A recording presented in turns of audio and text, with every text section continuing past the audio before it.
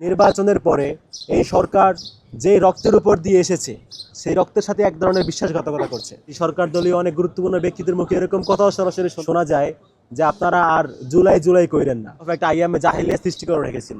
সেই আইয়ামে জাহিলিয়াত থেকে আমরা মুক্তি পেয়েছি বলা চলে আমাদের জুলাই গণ অভ্যুত্থানের মধ্য দিয়ে। এত এত শহীদের রক্তের উপর দিয়ে আমরা একটা স্বপ্ন দেখতে শুরু করেছিলাম। খুনি হাসিনা যে ফেসিবাদী রাষ্ট্র কাঠামোর মধ্য দিয়ে যে কায়দায় দেশ পরিচালনা করে আমাদের সামনে এত বড় খুনি হয়ে দাঁড়িয়েছে, আমাদের সামনে এত বড় ফেসিস্ট হয়ে দাঁড়িয়েছে, সেই শাসন ব্যবস্থার পরিবর্তন করা, সেই শাসন ব্যবস্থা পরিবর্তন করার স্বপ্নটা আমরা দেখেছিলাম জুলাই গণ অভ্যুত্থানের মধ্য দিয়ে।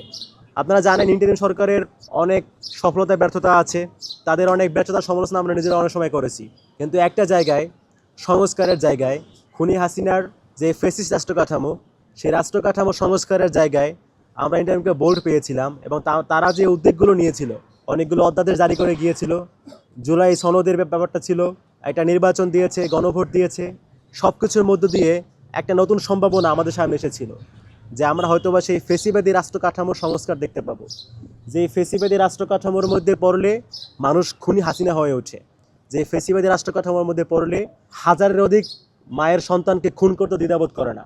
তো সেই সংস্কার দেখার আমরা আশায় বুক পেতেছিলাম, কিন্তু আমাদেরকে আবারও হতাশ হতে হচ্ছে যে নির্বাচনের পরে এই সরকার যে রক্তের উপর দিয়ে এসেছে সেই রক্তের সাথে এক ধরনের বিশ্বাসঘাতকতা করছে।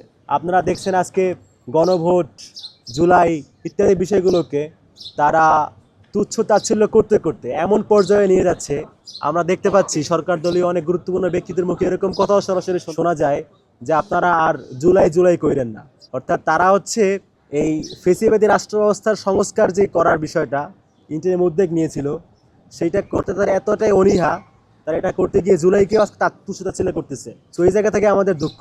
আপনারা জানেন ইন্টারিম যেই অধ্যাদেশগুলো জারি করেছিল তার মধ্যে অনেকগুলো গুরুত্বপূর্ণ অধ্যাদেশ বর্তমান সরকার দল তারা বাতিল করার সুপারিশ করেছে, যে গুম প্রতিকার ও প্রতিরোধ অধ্যাদেশ।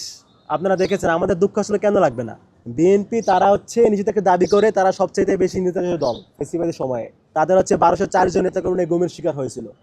আজকে তারা এসে গুম প্রতিরোধ প্রতিকার অধ্যাদেশটাকে বাতিল করার চিন্তা করতেছে। আপনারা দেখেন, যুক্তি দেওয়া হচ্ছে রাষ্ট্রীয় সংস্থা, তাদের বিরুদ্ধে কোনো গুমের অভিযোগ তদন্ত করা যাবে না। অথচ আমরা দেখেছি বিগত শাসন আমলে এই সমস্ত বিভিন্ন গুমগুলো এগুলো হতো মূলত এই রাষ্ট্রীয় বিভিন্ন সংস্থার দ্বারাই, বিভিন্ন বাহিনীর দ্বারাই। সো এখন যদি কোনো বাহিনীর বিরুদ্ধে অভিযোগ ওঠে গুমের, সেই গুম করার তদন্ত করার জন্য সরকারের অনুমতি নিতে হবে। তাহলে আসলে তদন্ত করার কি দরকার?